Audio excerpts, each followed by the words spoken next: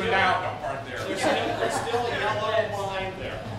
One of my favorite memories as a child in this family was, as Bobby mentioned, we used to get together for the holidays to go to the Penn Beaver, and after the adults would suck back 6, 7 cocktails, and we'd all go to the Penn Beaver, and with the kids, we would have a little ritual where the children would just constantly pass away. Remember, we used to sweet rolls around and around and around and around. Okay, well, it was always a good time. And one thing your dad did for me, helped me get my first house. We were in Beaver. It's okay. And he just got married, just had a kid, lived in my home. And Dad told my father to invest in America.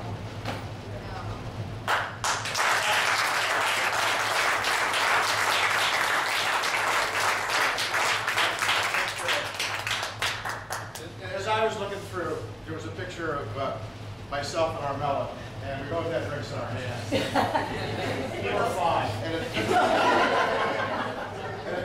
took me back to the time we were at the Beaver Country Club. First, maybe it was Nanny's birthday or whatever. And I was smoking in those days. And I had gone to the restroom, and I came out, and Armella was in the hallway. Just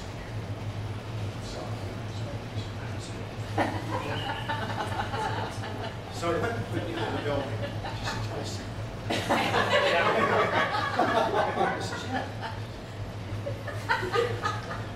Well, I said, Bowen, just don't you ever tell your grandfather.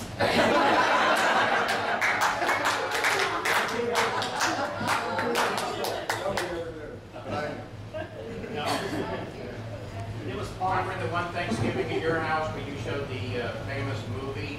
Right before Thanksgiving dinner, you can smell the aroma of the turkey. And I got that From Dr. Wagner. Right before dinner, that was a 10-minute movie on how to imitate the whole time.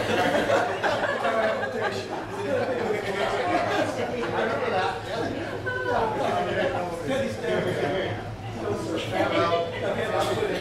Thank you all for being here today. You see a bunch of stuff here, and as we break up here a little bit and make things around, a lot of the stuff here came out of this building. Dad called me and he said, there's some stuff in the offices and we don't know what to do with it. Would you take it? And he sent that up to me in Connecticut. And I hung it on my walls. And then I got interested in eBay. And I started collecting a lot of stuff from the Braun Baking Company, Town Talk.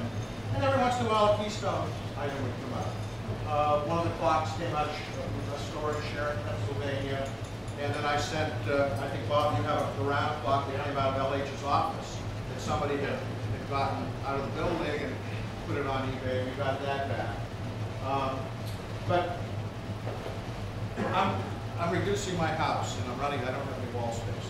Yeah. So I was here in January, and I met the owner of the restaurant, Tony Pizzuti.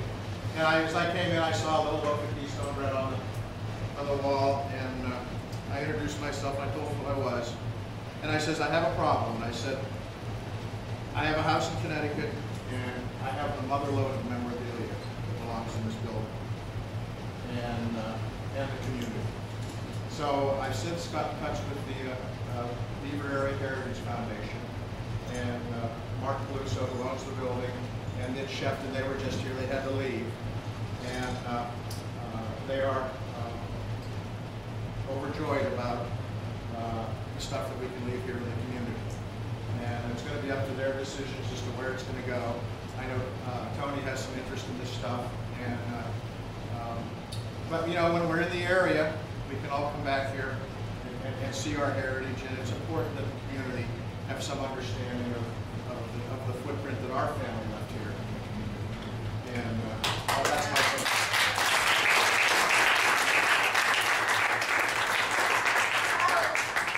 Why don't you tell your story about Pat? No, I cried enough. Can I tell it then? I have memories here that I'd just like to keep to myself. Sure. Thank come over Sure. here. Thank you. Yeah. Her husband worked for Keystone Bakery, and I guess my grandfather had a steak dinner every Christmas right for the employees. And she told me that tonight. And also,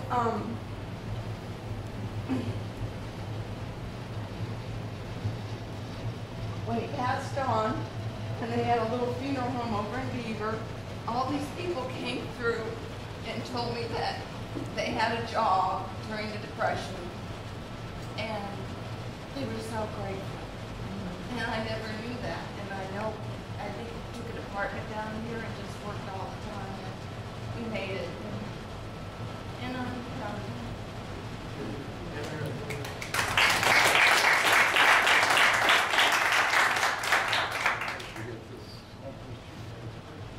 Yeah, it's almost my dad's. Yeah, my dad would be 93 June 7th. And I think he's here. I think he's real happy. Here's the dad. Yeah.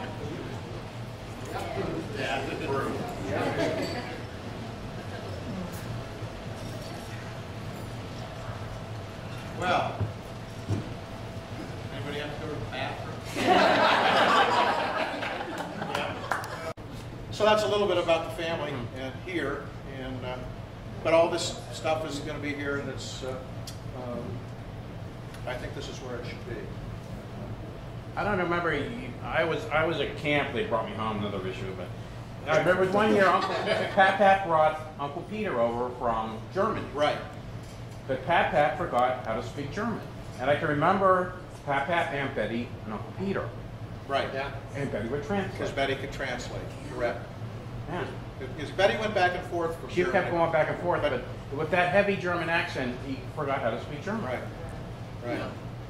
Yeah. But quite a remarkable commitment to leave your mother, never to see her again. And that's what he did. So, children, work. Work. I'm going to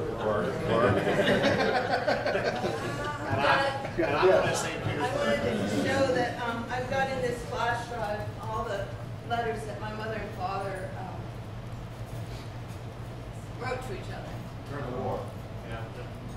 And I have actually, there's some producers who escaped from New York who would like to do a movie and get some actors and have in their 20s reading these to each other and have scenes from the South Pacific and then scenes from Philadelphia and Atlantic City.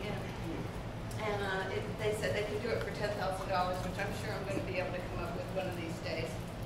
But my dad saved them all these years. So we had fun. We saved everything. We saved everything.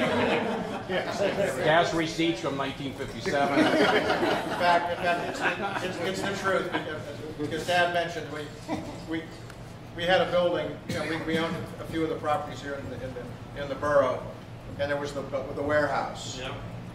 And after they sold the business, the issue came up with the warehouse. What do we do with the stuff in the warehouse? So I says, Dad, what is in that warehouse? He says, there's every document since the beginning of Gone. And he says, I call the Wharton School, the University of Pennsylvania, to the magnificence of this great project to see an American business, and they didn't have any interest. Yeah. But we've got the Braun's literally saved every piece of paper. Yeah. And I have found a lot of the special things that they save. So hopefully I can continue to find more and communicate to all of you some interesting stories of the family, which I take great interest in doing. Okay, anybody? I'm done.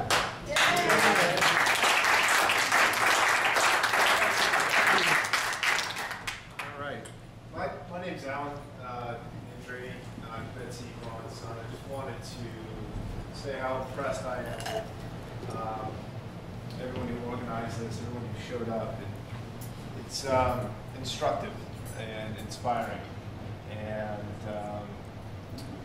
I hope we, when we come of age, we find ourselves, I don't know, in similar circumstances and are able to pass on, the feeling I have today, looking at all of you coming together our children. It really is. It makes you feel part of something, fills you with pride, and that's important. And so I thank you for that. And I just leave you with one question: when are we going to get together outside of this? I remember as a child, just summers, just warm summers at the beach in Connecticut or wherever, and I just, my wife and I are now looking at children, and about to get married, and I know we're doing our thing now. We're doing our part, and so I hope we can answer that question soon, because we've got a lot of great tradition here, and we should mark the calendar. Yeah, we really should. And pursue. It's our responsibility to carry it on, and I know that our generation is going to want to do that. I'll volunteer for the. We're on board. Thanks, guys.